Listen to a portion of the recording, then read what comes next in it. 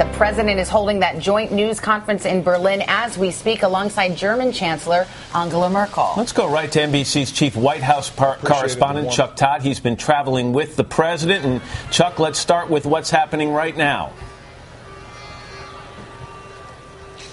Well, Matt, what's happening now, the president, he was just delivering remarks talking about the bilateral meeting he just had with German Chancellor Angela Merkel, who somebody he's gotten very close with. Among the first questions he's getting are about the breaking news overnight that somehow Afghanistan Karzai wants to pull out of any negotiations with the Taliban. So that's among the questions. But he's also expected to be questioned, particularly by the German press, Matt, over the surveillance controversy. There's even been protesters here in Berlin about it. Yes, we scan.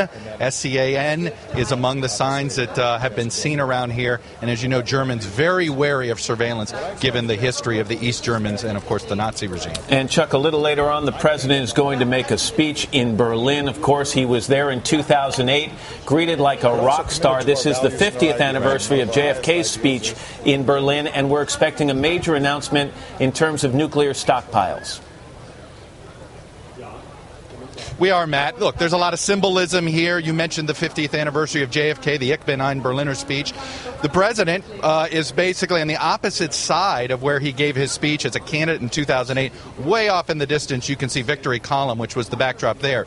This time, the backdrop is the Brandenburg Gate, and he's doing something that neither Ronald Reagan 26 years ago during the Tear Down This Wall speech or JFK could have done, which is speak on the east side of Berlin. That's a piece of symbolism the president's going to talk about. But the piece of policy he's going to introduce is this idea of further nuclear arms reduction.